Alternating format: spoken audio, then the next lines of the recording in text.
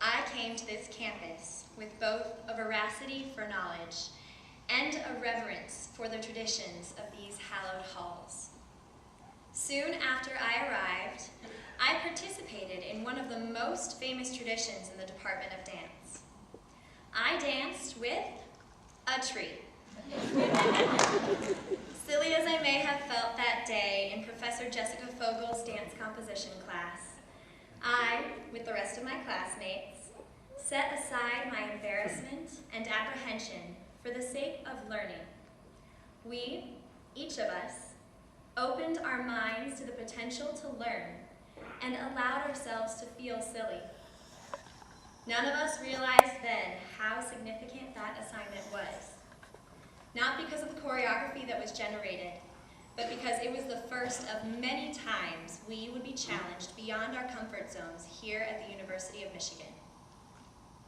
Now, I'm guessing that not every graduate here today has danced with a tree, although if you haven't, I highly recommend it. But I bet each one of us can come up with countless times we were pushed to think and create beyond our preconceived boundaries over the last 4 years. Whether it was in one of our core classes, or a course in the School of Music, Theater, and Dance outside of our primary disciplines, a study abroad experience, or an academic class in one of the other colleges. We have all been stretched, twisted, and turned upside down, and have all grown stronger from the discomfort. What we have really been asked to do during our time here, as students and artists, is to become vulnerable, to humble ourselves and become receptive to what we do not understand, to attune ourselves to things outside of our own inner world. This is a precious gift. The willingness to be vulnerable, the humility that demands, is a practice which we have cultivated here and which has the capacity to change the world. The artist Meredith Monk saw this capacity when she spoke of performing in an ensemble. You're so in tune with each other. It's such an amazing template of the possibility of human behavior, of generosity and being there for the other person, and being so sensitive to the environment and the other people.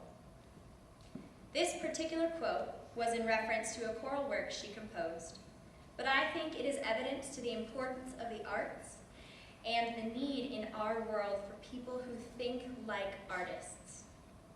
We are not the isolated, solitary artists sitting alone in a tower like the Lady of Shalott. We are collaborators and communicators, interdisciplinary thinkers and multidisciplinary creators. Through our explorations, our awareness of the world and the people around us becomes increasingly more nuanced and compassionate.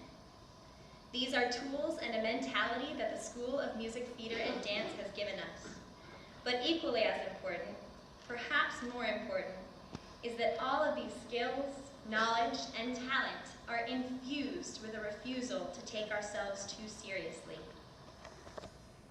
This lightheartedness and humility is a practice and a choice, however, because as of today, we are graduates of the University of Michigan.